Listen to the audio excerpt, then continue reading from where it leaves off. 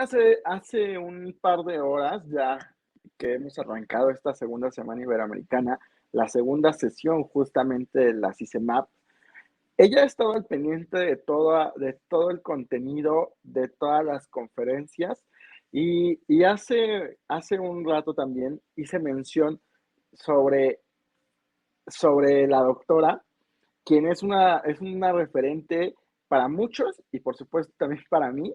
Y de verdad que es una mujer a la cual no se da por vencida, pero de verdad, lo poco que puedo saber de ella a través de las redes sociales, de pronto esas ya estaba aquí y ya estaba allá. Ella participó también en la primera semana iberoamericana y de verdad se los he dicho, el organizar este evento ha sido un reto para todos los diferentes equipos que han formado parte de la CICEMAP. Eh, y desde la primera vez nos aceptó, ahora también nos aceptó. Pido una disculpa por el cambio de horario que hubo de mi país con la otra región del continente. Todos estamos molestos por eso, pero no depende de los consultores. Bueno, fue una cuestión que sucedió hace un año con el gobierno actual de México y decidieron hacer un cambio de horario. Entonces, por eso de pronto hay algunos países que todavía no están como al 100% de saber esta noticia y de pronto ha llegado a haber confusiones para esto. Pero la doctora Mara Telles está con nosotros. Ella es consultora, estratega política, cuenta con una amplia trayectoria que entre la que destaca ser docente de la Universidad Federal de Minas Gerais, es presidenta de la Asociación Brasileña de Investigadores Electorales, mejor conocida por las siglas en portugués como ABRAPEL, directora del Grupo de Investigación de Comunicación Política y Comportamiento Electoral, LATICOM, de la Asociación Latinoamericana de Ciencia Política, ALACIP, OTAN, vocal de la Asociación Latinoamericana de Investigaciones de Campaña Electoral, y es una gran referente, sobre todo en el tema electoral, allá en Brasil. Sin más, bueno, ¿qué les digo? Mi admiración también para Mara Telles, la doctora que ya está por acá. Buenas noches, Mara. Buenas noches, muchas gracias por la invitación. ¿Qué está ligando bien? ¿Se está Sí, escuchando? sí, escuchamos bien, Mara. No, gracias, Perfecto. gracias a ti por esperarnos, por cancelar tu compromiso. De verdad, muchísimas gracias por compartirnos justo de tu conocimiento. Pero nada, bueno, espero que me escuche bien. Primero, gracias José Luis Cruz por la segunda invitación en el Congreso Ibero-Americano de Comunicación Política, Estrategia y Marketing Político. Y creo que su trabajo está siendo muy exitoso. Yo estaba assistindo desde las 5 de la tarde en Brasil porque hubo una confusión con el horario. Entonces yo dejé la computadora abierta, el ordenador, para escuchar algunas cosas. Pero bueno, y como has dicho, yo tengo una presentación. No sé si presento yo misma Sí, por aquí o si puedes tú. ¿Cómo es eh, esto? a ver, A un ver. segundo. Creo que la puedes presentar, Mara, a través de la opción de dice presentar.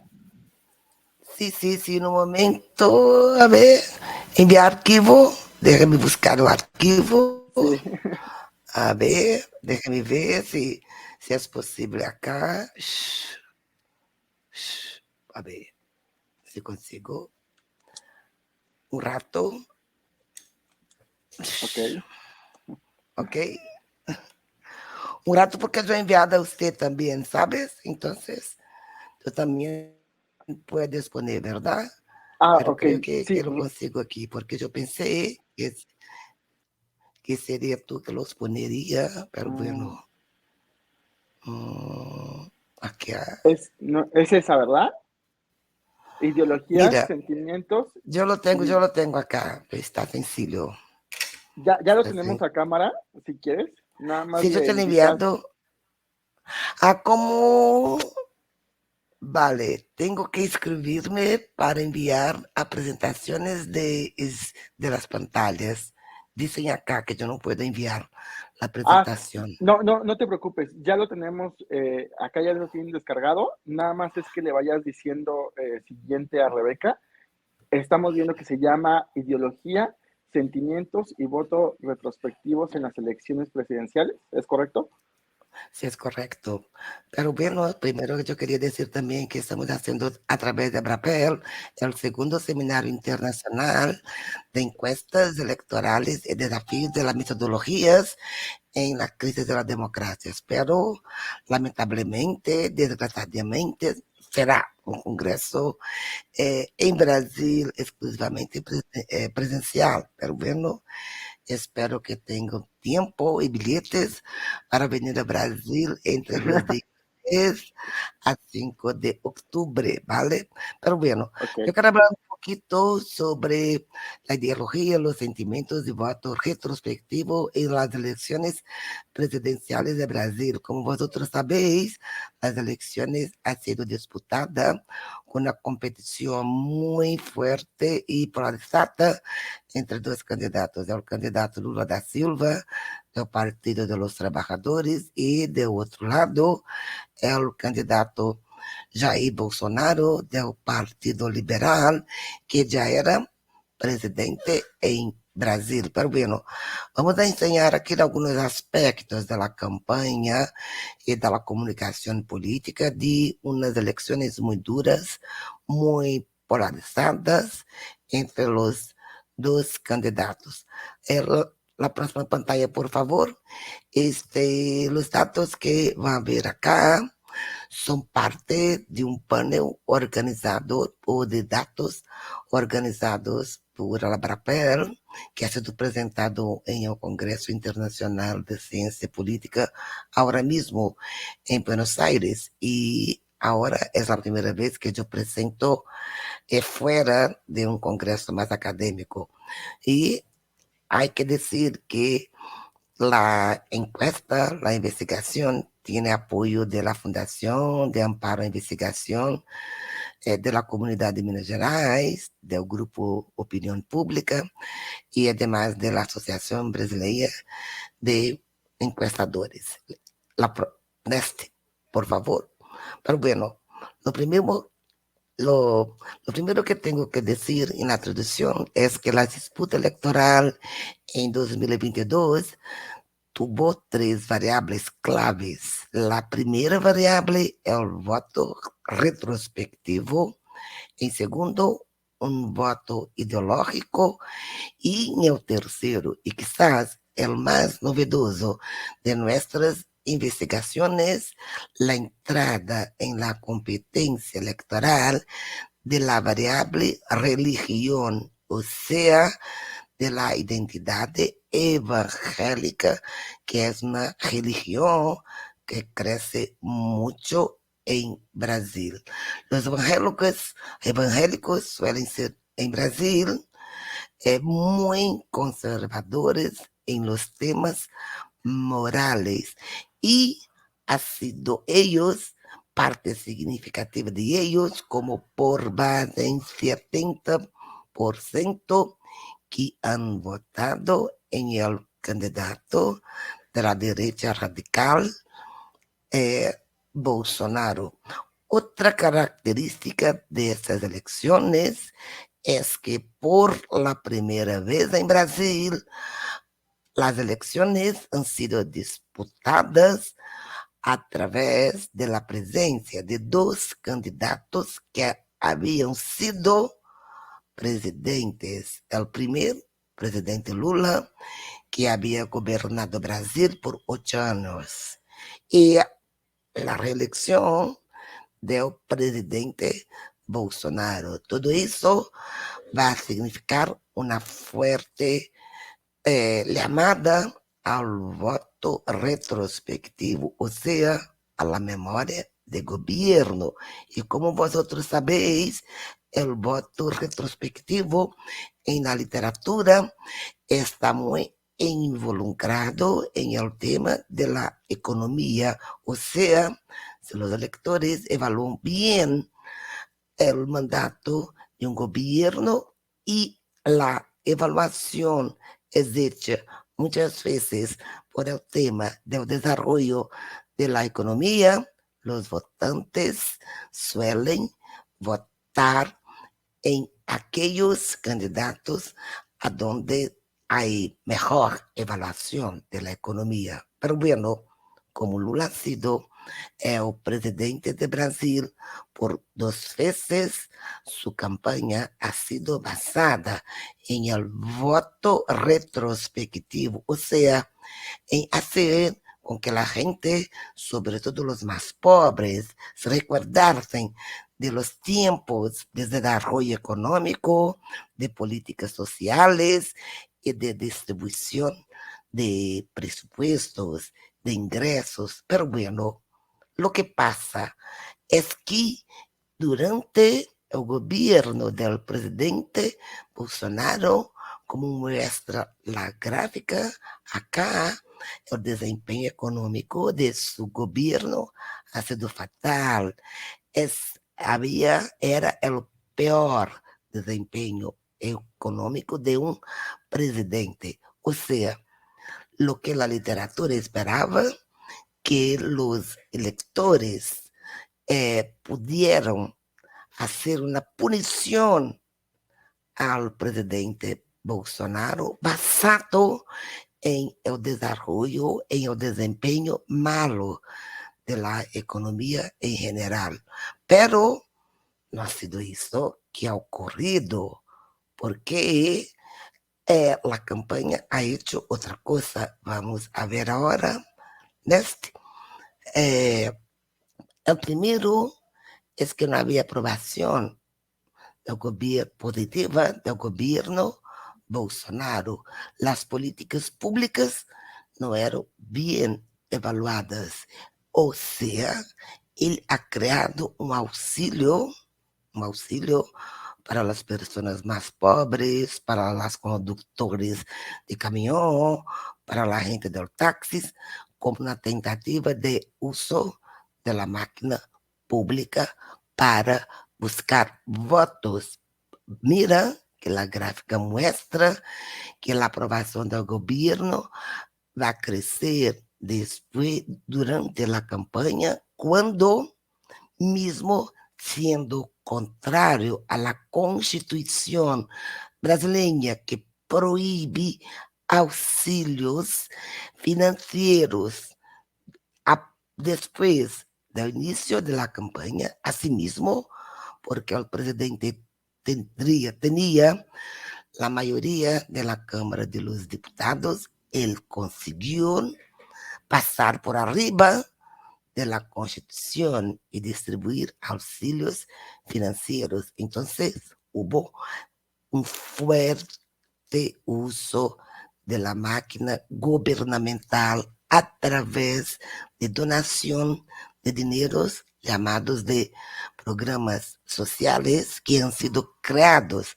durante la campaña, lo que era prohibido por la Constitución. ¿Cuáles son las consecuencias de eso en relación a los votos? Mostramos que las consecuencias es que el uso de la máquina pública hizo con que la aprobación del gobierno Bolsonaro fuera equiparada al gobierno Lula. En el inicio, mismo antes del inicio de la campaña, Lula tenía 56% de evaluación positiva de los gobiernos anteriores. Con el desarrollo de la campaña, todas las críticas de Bolsonaro han sido en contra los primeros gobiernos Lula, pero diciendo no solamente que no había desarrollo, pero que Lula representaba el demonio. Pero vamos a ver cómo eso ha sido hecho. Entonces, la premiación del incumbente ha sido del presidente saliente de Bolsonaro ha crecido mucho y al mismo tiempo en que cayó la evaluación positiva del gobierno Lula. En términos de la ideología, una cosa muy importante, la ideología ha sido utilizada como movilizadora del electorado, o sea, como batallas de ideias enamoradas com paixão. E é não a primeira vez, pero ha sido utilizada de maneira muito forte. A literatura em Brasil suele dizer que os eleitores votavam solamente de maneira pragmática, ou seja, recompensando o mesmo, castigando os incumbentes. Pero em esse período ha crescido muito a afiliação ideológica e a autodeclaração de los electores como de derecha. Entonces, en este periodo hay una vuelta de la extrema derecha en el escenario político y creo que por la primera vez hubo en la campaña una estructuración ideológica de la población. O sea, no es solo el voto conocido en la literatura como el voto pragmático, el voto retrospectivo o el voto económico. La ideología entra en el escenario como un componente muy fuerte para las campañas y para el elector. Es decir, el orgullo de ser de derecha, es orgullo de ser de extrema derecha sin miedo, porque había antes en Brasil, por parte de las élites o mismo de los votantes, de decir que eran de derecha. Había una vergüenza muy fuerte, pero en las elecciones del pasado año, no. La ideología mobilizó el electorado, una batalla de ideias com muita paixão. E vemos agora o perfil ideológico do eleitorado brasileiro. Os dados, e não ha dito hasta agora, os dados são de encuestas de Abrapel, porque durante a campanha do passado ano, Abrapel, em conjunto com o IPESP, ha hecho 8 rodadas, waves de encuestas electorales, ao total com 8.800 informantes. E as encuestas nos dizem muito claramente que cresceu muito em Brasil a identificação à la derecha em el cenário político. Vamos a ver que la más gran parte del electorado volvió a la derecha, pero un fenómeno que había ocurrido hace casi una década que se mostró más fuerte en 2022. Y todo esto va a impactar mucho la campaña de Lula. Ahora, Lula es un candidato de centro-izquierda, pero el Congreso, o sea, la Cámara de los Diputados y el Senado tuvieron elecciones en este mismo año, juntos. Las elecciones son casadas y han elegido un Congreso muy conservador y con muchos elementos de extrema derecha. Entonces la campaña de Lula tenía que quedarse entre un discurso más de izquierda, pero electorado que giró a la derecha y un Congreso también de derecha. Vamos a ver ahora en la próxima pantalla la ideología del electorado por los candidatos. Lo que vemos aquí es que hay una más grande congruencia, cohesión ideológica entre los electores de Bolsonaro y a la derecha, y poca cohesión ideológica entre los electores de Lula. Solo mitad de los electores de Lula se auto-ubican a la izquierda, lo que es bueno porque él tenía un curral, había un territorio de la izquierda, pero crecía también en personas que no tenían ninguna ideología. Luego, ¿quién eran las personas que tenían, que no se auto-ubicavam em nenhuma ideologia, os mais pobres, que não sabem se auto-ubicar em alguma ideologia. Ao revés, é o candidato, os eleitores é o candidato Bolsonaro, a mais grande parte de eles se ubicavam justamente à direita. E a ideologia ha sido, por lo tanto, algo muito importante para explicar que, apesar da avaliação do governo Bolsonaro ser mais negativa que positiva, a ideologia estuvo por arriba da avaliação econômica do governo. É decir, bueno, a economia não vai bem, pero Bolsonaro expresa nuestra ideología. Así, la ideología ha sido una variable mucho más fuerte que la evaluación de la economía. Así, mostramos que el bolsonarismo, na pantalla seguinte, es un fenómeno multicausal.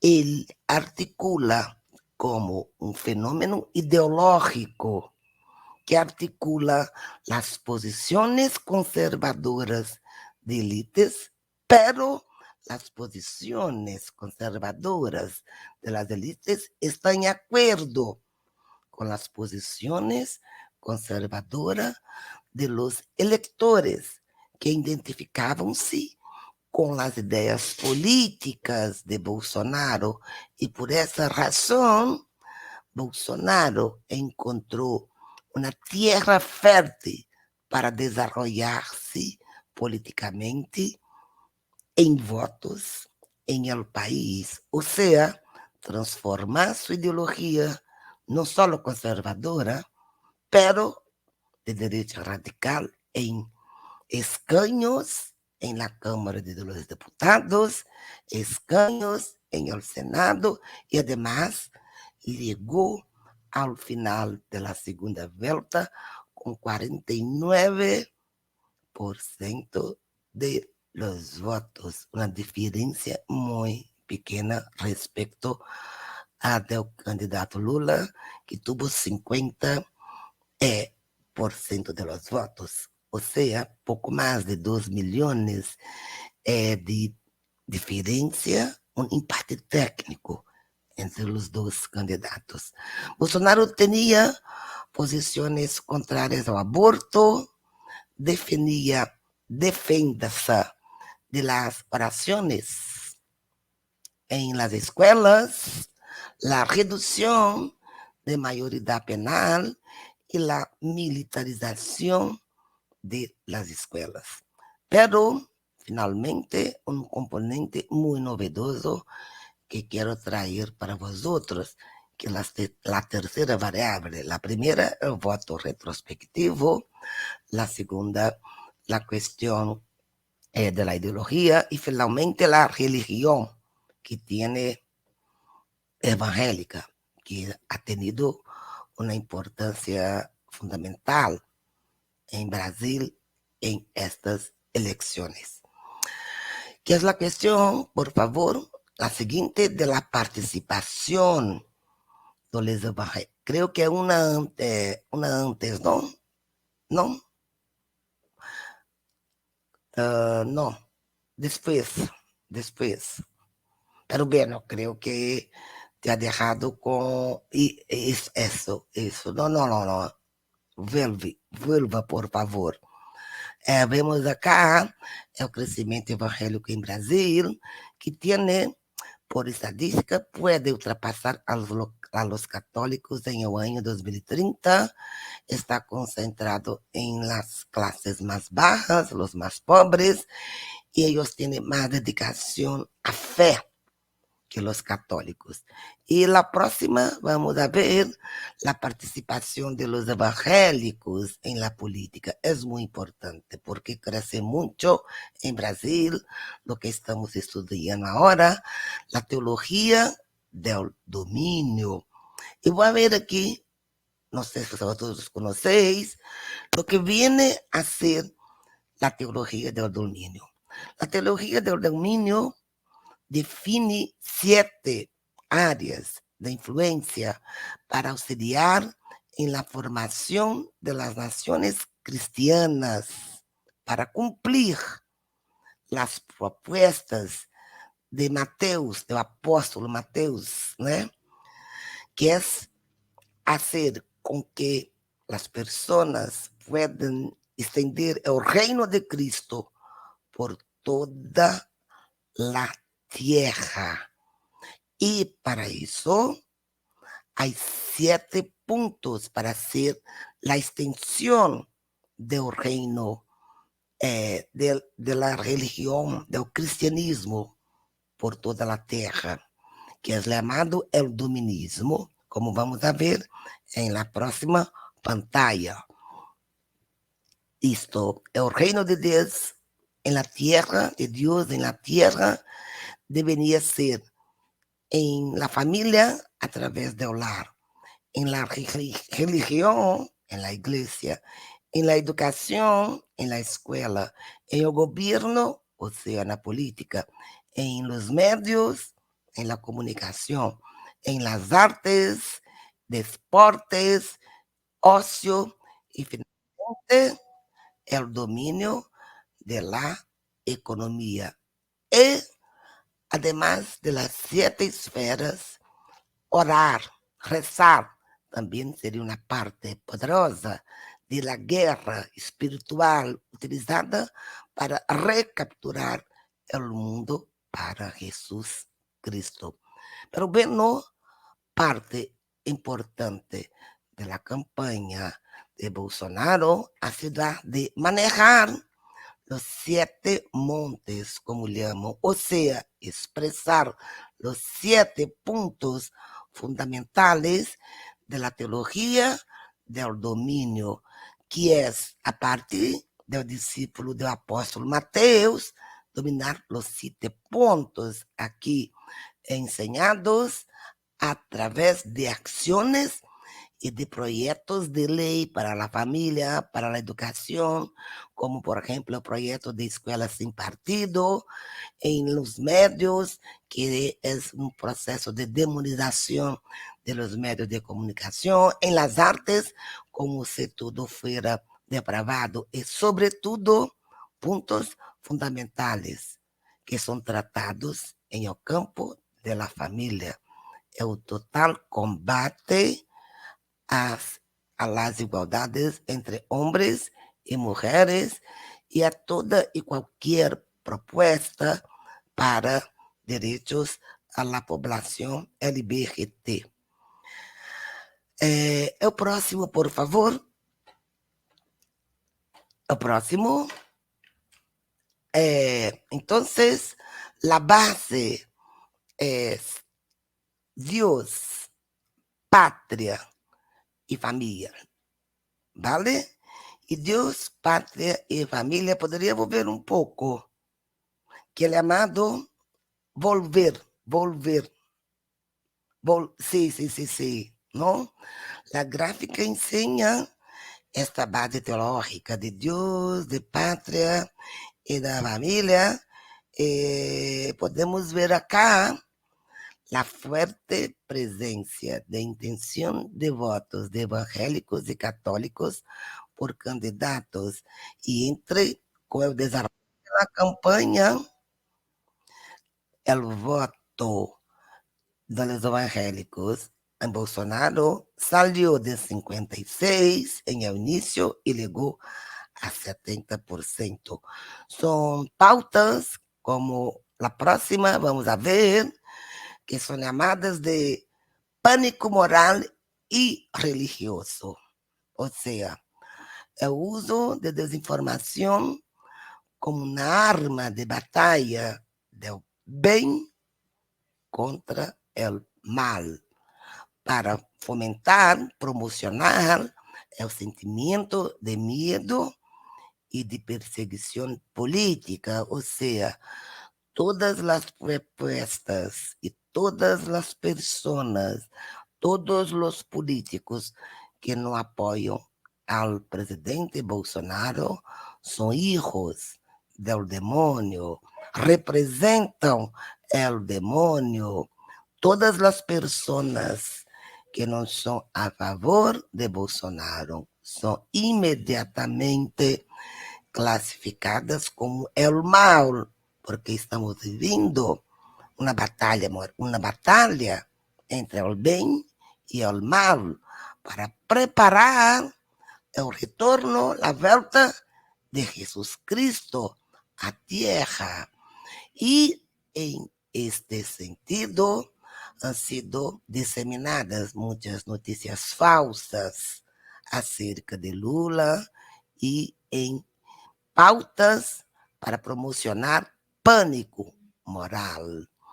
E os grupos han recebido muitas notícias, como Lula vai cerrar as igrejas, por exemplo, e vai perseguir os cristianos. A próxima, por favor. Bueno, para casi terminar, podemos dizer o que é o bolsonarismo. O bolsonarismo no depende de Bolsonaro. O bolsonarismo ha sido uma resposta a crises de representação e uma reação radical ao pós-materialismo. Sus pontos são a imoralidade e os costumbres estão assumindo proporções nunca jamás vistas, ayudadas por los medios de comunicação. A pornografia torna-se indústria e põe seus produtos sem que a sociedade reaja. A homossexualidade é uma opção de liberdade, é aceito com indulgência e hasta mesmo com apreciação. A família está deteriorando-se e produzindo número enorme de hijos traumatizados e os vícios estão escravizando a gente. Então, em la profunda crise de representação, o capital religioso entra em la política e a política deixa de ser uma competência política. Não é mais isto, é uma batalha entre o bem e o mal, entre os cristianos e não os cristianos, mesmo que os cristianos votem em Lula e são desviados da palavra de Deus. Pero bueno, o próximo vai ensinar-nos os evangélicos elegidos ou reelegidos em 2012. E vamos a ver que houve crescimento de los escaños de los evangélicos que estuvieron muy vinculados a los partidos de la derecha, que son los puntos azules que estamos vendo acá. En el mapa que hemos hecho, enseñamos también que donde había más evangélico, había una proporción más grande de votos en Bolsonaro. Es decir, la ideología de la extrema derecha y la religión, la teología del dominismo están muy articuladas y proporcionaron un número significativo de votos a Bolsonaro. No han sido capaces de elegir Bolsonaro, pero casi Bolsonaro ha sido elegido. Primeiro, também por o antipetismo, que corresponde também a uma reação conservadora em Brasil. Para finalizar, por lo tanto, podemos dizer que é um estudo todavia descritivo para avançar em la compreensão de los fatores que podem estar relacionados a casi vitória de Bolsonaro, pero de la extrema derecha por la segunda vez.